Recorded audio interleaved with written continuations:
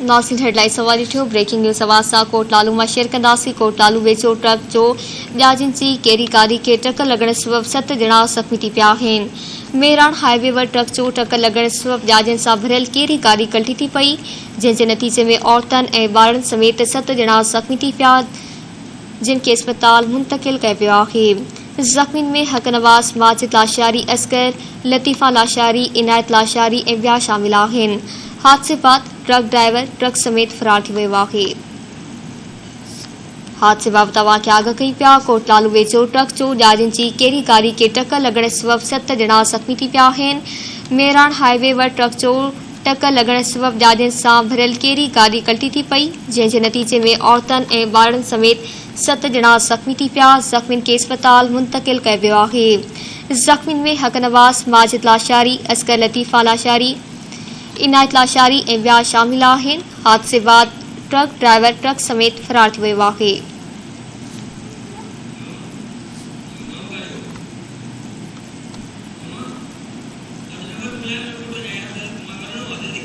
हादसे बाबति वाक़िआ आगाह कई पिया। कोटलालू वेझो ट्रक जो ॾियाजनि जी कहिड़ी गाॾी खे टक्कर लॻण सबबि 7 ॼणा ज़ख़्मी थी पिया आहिनि। मेरान हाईवे वर ट्रक जो टक्कर लॻण सबबि ॾियाजनि सां भरियल कहिड़ी गाॾी कल्टी थी पई, जंहिं जे नतीजे में औरतुनि ऐं ॿारनि समेत 7 ॼणा ज़ख़्मी थी पिया। ज़ख़्मियुनि खे अस्पताल मुंतक़िल कयो वियो आहे। ज़ख़्मियुनि में हक नवाज़, माजिद लाशारी, असगर, लतीफ़ा लाशारी, इनायत लाशारी ऐं ॿिया शामिल आहिनि। हादसे बाद ट्रक ड्राइवर ट्रक समेत फरार थी वियो।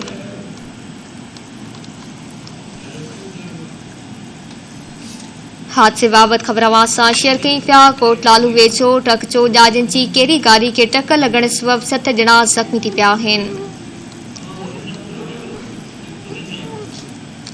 मेरान हाईवे वर ट्रक जो टक्कर लॻण सबबि ॾियाजनि सां भरियल कहिड़ी गाॾी कल्टी थी पई, जंहिं जे नतीजे में औरतुनि ऐं ॿारनि समेत 7 ॼणा ज़ख़्मी थी पिया। ज़ख़्मियुनि खे अस्पताल मुंतक़िल कयो वियो आहे। ज़ख़्मियुनि में हक नवाज़, माजिद लाशारी, असगर, लतीफ़ा लाशारी, इनायत लाशारी ऐं ॿिया शामिल आहिनि, जॾहिं त हादसे बाद ट्रक ड्राइवर ट्रक समेत फरार थी वियो आहे। हादसे बाबति ख़बर आवाज़ सां शेयर कई पिया। कोटलालू वेझो ट्रक जो ॾियाजनि जी कहिड़ी गाॾी खे टक्कर लॻण सबबि 7 ॼणा ज़ख़्मी थी पिया आहिनि।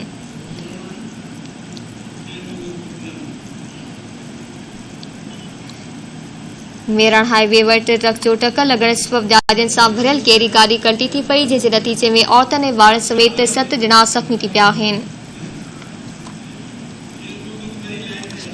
तफ़सील मालूम कंदासीं धरती टीवी जे रिपोर्टर शेर मोहम्मद मरी खां। जी शेर मोहम्मद मरी, हादसे बाबति आगाह कजो। जी बिल्कुल, ही हादसो थियो आहे मेरान नेशनल हाईवे ते कोटलालू जो इलाइक़ो आहे। उमन 14 की स्टॉप उन पर सां हादसो थियो आहे, जंहिंमें भो सां भरियल जेका ट्रक हुई उहा केरी मोटरसाइकिल सां टकराइजी वई आहे, जंहिं जे नतीजे में जेके केरी में सवार अटरी वासी हुआ, लाशारी बिरादरी जा माण्हू जेके जंज वञी रही नवाबशाह जे तरफ़, उहे ज़ख़्मी थी पिया आहिनि, जंहिंमें औरतूं ॿार मर्द शामिल आहिनि। ज़ख़्मियुनि में जेको हक नवाज़, माजिद लाशारी, असगर, लतीफ़ा लाशारी, इनायत लाशारी ऐं ॿिया शामिल आहिनि।